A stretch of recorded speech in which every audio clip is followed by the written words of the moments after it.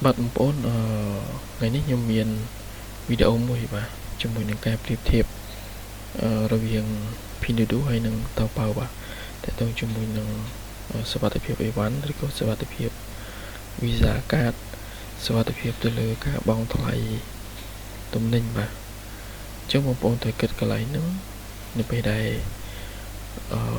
យើងយល់យើងដឹងយើងនឹងប្រយ័ត្នតែបងប្អូនបាទអញ្ចឹងតើតើជាមួយតម្លៃអីវ៉ាន់ដូចបងប្អូនបានឃើញនៅលើ thumbnail នេះអញ្ចឹងគឺPinduoduo គឺបើតែខ្ញុំចូលមើលទៅគឺតម្លៃវាធូរថ្លៃមែនបងប្អូនបាទតម្លៃវាធូរថ្លៃជាងនៅTaobaoហើយទិញអស់តិចមានសេវាដឹកដូចគ្នាអញ្ចឹងតើតើជាមួយនឹងសេវាដឹកឥតគិតថ្លៃគឺមានដូចគ្នាដឹកដល់ដូចគ្នារយៈពេលអត់ខុសគ្នាទេខុសតែ4ទៅ3ទៅ4ថ្ងៃក៏5ថ្ងៃគេគឺអីវ៉ាន់មកដល់ហើយបាទប៉ុន្តែបើយើងទិញអីវ៉ាន់នៅហាងដែលត្រូវដែលហាងដែលមានអីវ៉ាន់ពិតគឺយើងនឹងទទួលបានអីវ៉ាន់ប៉ុន្តែនៅពេលដែលយើងទិញអីវ៉ាន់ដែលថោកនៅលើ Pinduoduo ហើយចំហាងដែលវាមិនពិតហាងបានតែមានតែ channel ឬក៏ page ដែលបង្កើតជាហាងហ្នឹងគឺមានអីវ៉ាន់ឲ្យយើងទេបងប្អូនអញ្ចឹងយើងត្រូវប្រយ័ត្នត្រូវមើលទៅកន្លែងហ្នឹងដែរបាទអញ្ចឹងខ្ញុំឃើញនៅលើ Pinduoduo គឺតម្លៃវាធូរថ្លៃបាទឆ្ងាយបាទពីTaobaoប៉ុន្តែសាកល្បងទិញទៅព្រោះមានហាងច្រើនណាស់លក់នៅលើ Pinduoduo ហ្នឹងបាទហាងខ្លៃៗក៏មានហាងពិតក៏មានអញ្ចឹងបងប្អូនគួរតែចូលមើលទៅលើការ rating របស់អ្នកទិញបាទបើហាងណាដែលមាន rating ខ្ពស់អានឹងបងប្អូនទិញទៅវាមិនអីទេហើយចូលមើលក្នុងហាងផងមានអីវ៉ាន់ច្រើនទេហើយក៏អីវ៉ាន់លោកឡំគេហៅថាអីវ៉ាន់ចាប់ចាយស្អីក៏មានលក់កៅអៅក៏មានគឺសំណង់ក៏មាន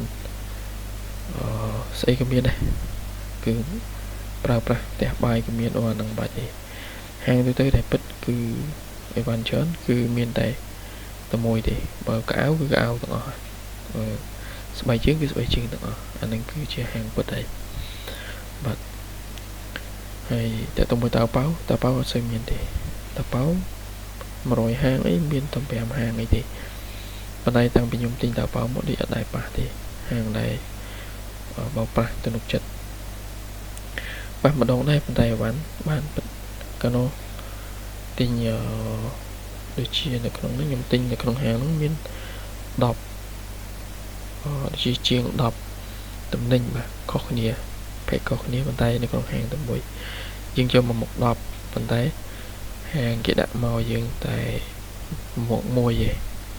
ហើយមកតែ refund លុយបានឆាតទៅ service របស់Taobaoផងបានលុយនឹងទាំងអស់មកហើយលុយបានទាំងអស់អីវ៉ាន់ដែលបានមកដល់ដៃយើងគឺយើងបាននឹងទៀតប៉ុន្តែគេសុំឲ្យយើងកុំ report ទៅTaobaoគាត់ណាឆាតទៅហើយលុយក៏បានអីវ៉ាន់ក៏បានដែរបាទចឹងបានជាង10ហ្នឹងគឺបានជាង10មកដែរ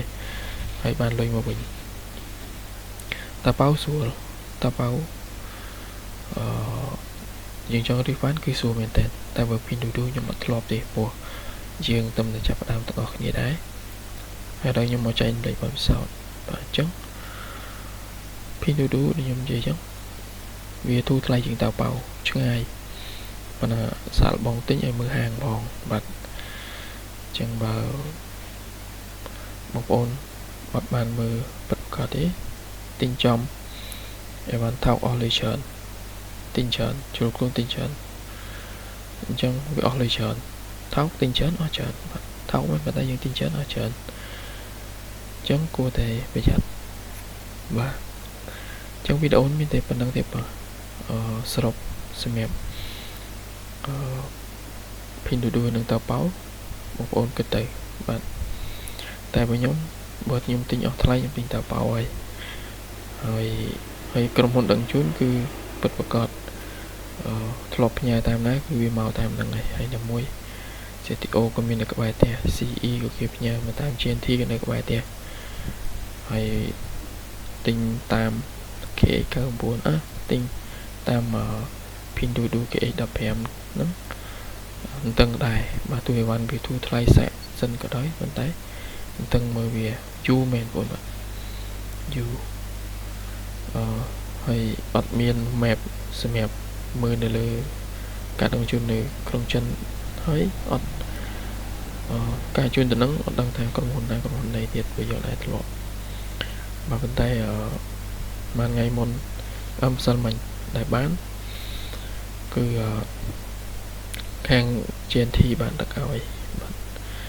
អញ្ចឹងអរគុណច្រើនបងប្អូនបាទម្ដងទៀតចំពោះការទស្សនាហើយយើងនឹងជួបគ្នានៅវីដេអូក្រោយទៀតបើសិនជាមានអ្វីចែកម្លែកបងប្អូនអរគុណច្រើន